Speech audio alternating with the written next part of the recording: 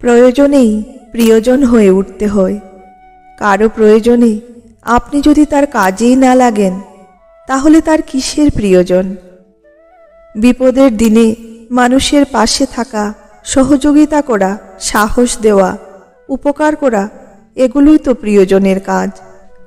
প্রিয়জন মানে তো শোকেসে সাজিয়ে রাখার দ্রব্য না। প্রিয়জন মানে অন্যের মনে প্রিয়ত্ব সৃষ্টি করা। এই প্রিয়ত্ব সৃষ্টি হয় যখন কারো প্রয়োজনে আপনি কাজে লাগবেন। মানুষ তো তার প্রয়োজনেই প্রিয়জনকে খুঁজবে, তাই না? চরম দুঃসময়ে, বিপদে, অসহায় অবস্থায় আপনি যদি কারো কাজে না লাগেন, আপনার মুখ যদি কারো মনে না পড়ে, তাহলে জানবেন আপনি কারোরই প্রিয়জন হয়ে উঠতে পারেননি। প্রয়োজনের সুতোতেই প্রিয়জন বাঁধা থাকে।